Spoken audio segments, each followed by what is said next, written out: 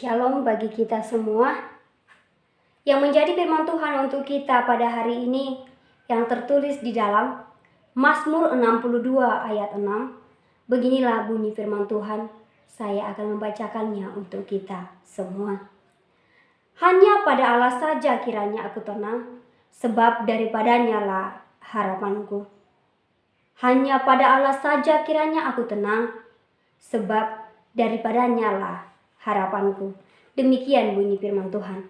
Saudara-saudara yang terkasih di dalam nama Tuhan Yesus Kristus, di dalam dunia kita saat ini, kita dibawa kepada banyaknya kesibukan, kesulitan-kesulitan yang kita hadapi di dalam hidup kita.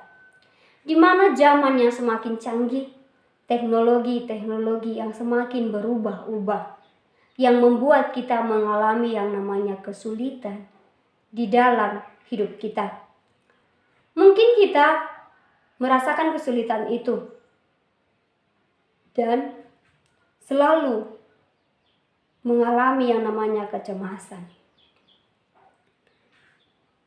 Dalam perubahan-perubahan zaman ini membuat manusia merasa dan juga menghadapi begitu banyak persoalan di dalam hidupnya.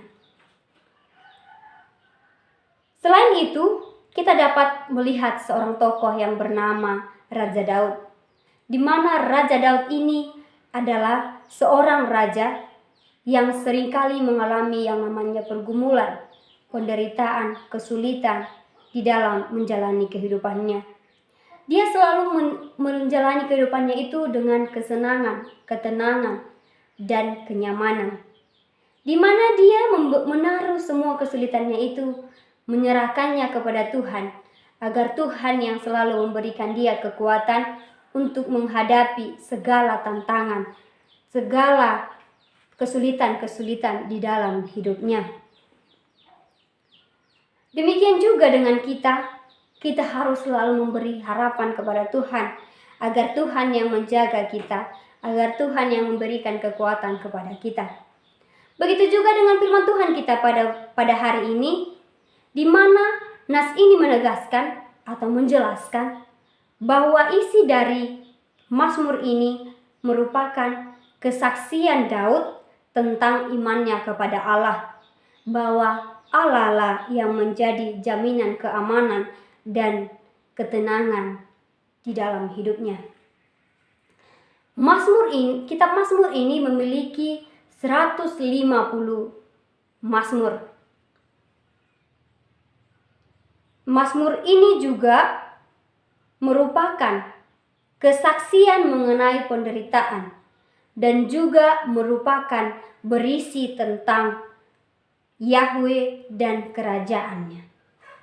Pengarang kitab ini adalah Daud, di mana Daud adalah terkenal sebagai penyair.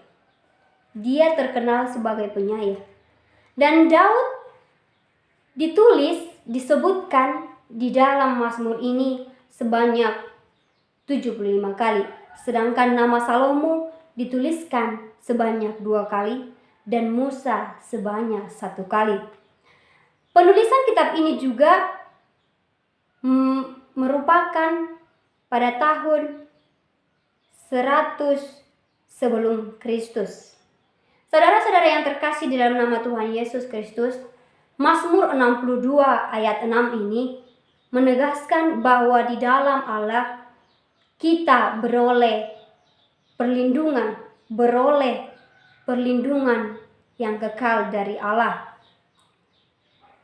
Sebagai kita manusia, seringkali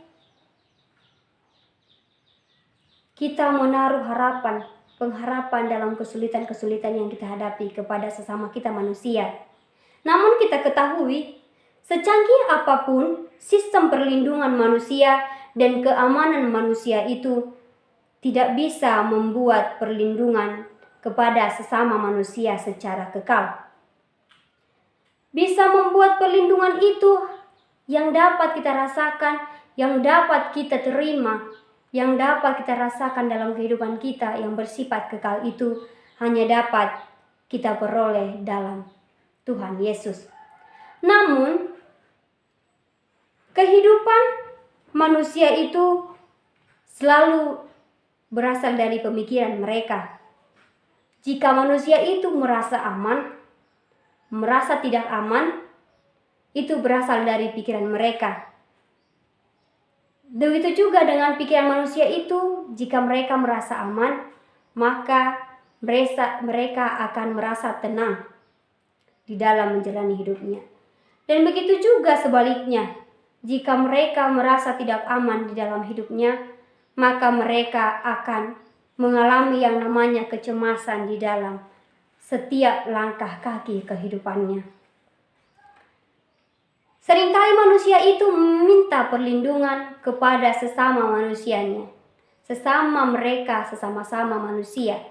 Namun kita ketahui, disinilah mereka melakukan suatu tindakan yang salah, di mana sesama manusia itu saling meminta perlindungan.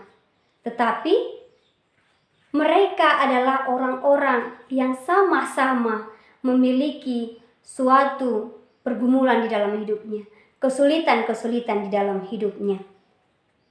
Dari hal itu dapat kita lihat, hanya Tuhan sajalah yang menjadi perlindungan kita, yang menjadi perlindungan kekal bagi kehidupan kita.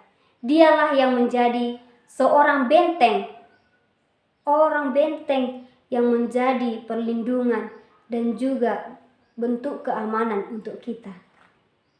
Di dalam Dia kita beroleh suatu kegembiraan dan kenyamanan di dalam menjalani segala kehidupan kita.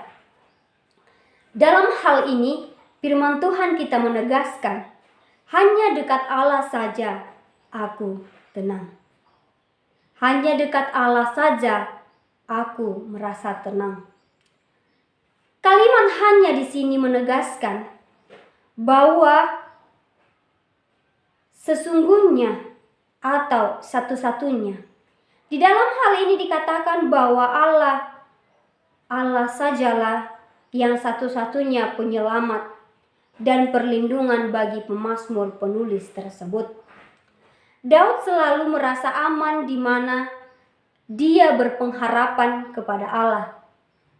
Daud juga merasa bahwa segala kekayaan manusia adalah bersifat rapuh. Dan sebaliknya, kasih setia dan keadilan adalah bersifat teguh. Dan dia selalu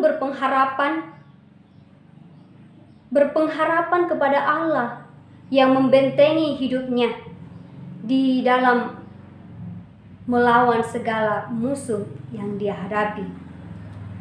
Demikian juga dengan kita sebagai manusia yang diciptakan oleh Tuhan Yesus. Kita juga dalam keadaan saat ini yang mengalami yang namanya suatu penyakit, pandemi, virus corona atau yang sering kita dengarkan di bahasa sehari-hari COVID-19. Di mana penyakit ini sampai sekarang belum ditemukan suatu vaksin dan juga obat untuk menaklukkan virus tersebut yang memakan banyak beribu-ribu jiwa. Dalam keadaan ini pasti ada di dalam benak kita yang namanya kecemasan, ketakutan, dan rasa tidak nyaman. Apakah yang akan terjadi ke depannya? Bagaimanakah kita menghadapi penyakit ini? Ketakutan kita di dalam menghadapi penyakit ini akan membuat kita semakin lemah dan tidak berdaya. Di mana dalam situasi ini kita diharuskan di rumah saja, belajar di rumah, kuliah di rumah, bekerja di rumah, dan yang paling sedihnya lagi, kita tidak bisa bertemu dengan seiman kita, dan kita harus melakukan peribadahan di rumah kita saja. Tetapi dalam keadaan ini, dalam situasi-situasi ini yang kita andalkan di dalam hidup kita, di mana harapan kita, perlindungan dan kekuatan kita yang akan membentengi kita dengan menghadapi pandemi ini adalah Tuhan Yesus. Dialah yang menemani kita. Dialah yang akan menjaga kita agar kita terlindungi dari segala penyakit-penyakit itu. Tetapi selain itu juga kita harus tetap mendengarkan dan menjalankan aturan-aturan yang berlaku yang dibuat oleh pemerintah dan para medis kita. Kita selalu diingatkan agar kita untuk menjaga kebersihan, agar selalu terhindar dari yang namanya virus itu. Di mana protokol kesehatan itu selalu mengatakan kepada kita agar kita selalu rajin menjaga kebersihan, rajin mencuci tangan, rajin membersihkan badan kita, membersihkan kita dari yang namanya kotoran-kotoran yang kita bawa dari luar. Dan juga kita ditekankan atau dikatakan agar kita menjauhi keramaian, menjaga jarak dari sekeliling kita. Dalam keadaan ini, menjadi masyarakat Indonesia yang merasakan pengaruh yang sangat besar akibat dari COVID-19 ini yang membuat kita kehilangan segala aktivitas kita yang kita lakukan setiap harinya, yang membuat kita kehilangan pekerjaan dan juga menjauhan dengan orang yang kita kasihi. Tetapi di dalam situasi ini kita harus selalu setia kepada segala protokol kesehatan itu, menaati semua aturannya agar kita terhindar dari penyakit itu. Selain itu juga kita harus menyerahkan kehidupan kita, menyerahkan kekhawatiran kita kepada Tuhan Yesus, agar Tuhan Yesus yang selalu menjaga kita, menemani kita, melindungi kita dari virus tersebut. Dalam situasi ini, kita mendapat suatu pertanyaan melalui suatu ibarat seperti lalat dan lebah, di mana lalat adalah seekor hewan yang selalu mencari makanannya ke tempat-tempat yang tidak baik atau ke tempat-tempat kotoran-kotoran. Dan dia mencari makanan di kotoran tersebut dan sampai dia bertelur. Setelah dia bertelur, dia berterbangan dan bahkan dia hinggap di makanan yang kita makan. Seperti sayur-sayuran yang kita masak, buah-buahan yang kita makan, dan juga makanan-makanan yang terhidang di meja makan kita. Jika hewan itu atau lalat itu menghinggapi makanan-makanan yang kita hidangkan, maka hewan lalat itu akan menyebarkan penyakit kepada kita dan akan membawa pengaruh buruk kepada kesehatan kita. Sebaliknya dengan lebah yang mencari makanannya ke tempat yang baik, yaitu ke bunga-bunga yang bermekaran. Dia mengambil madu dari sana dan dia bertelur, sehingga dia menghasilkan madu yang manis. Dengan madu yang manis ini, kita dapat mengobati penyakit-penyakit yang tertentu. Dan madu itu bermanfaat bagi kita dan tidak membawa suatu pengaruh buruk ke dalam kehidupan kita, tetapi membawa pengaruh yang baik ke dalam kehidupan kita. Yang menjadi pertanyaan bagi kita pada saat ini, apakah kita seperti lebah yang akan membawa pengaruh-pengaruh buruk jika kita tidak menaati apa yang dikatakan oleh pihak medis dan para pemerintah kita. Atau kita sebagai lebah yang membawa pengaruh buruk, baik, seperti lebah yang membawa pengaruh baik kepada kita, yang akan membawa pengaruh baik kepada sesama kita. Namun di dalam keadaan saat ini, seperti kita membawa pengaruh yang baik kepada sesama kita. Mari kita membawa pengaruh baik kepada sesama kita.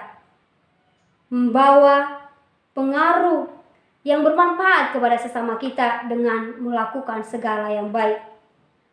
Melakukan segala perintah aturan-aturan yang diberikan pemerintah demi memutus rantai penyebaran virus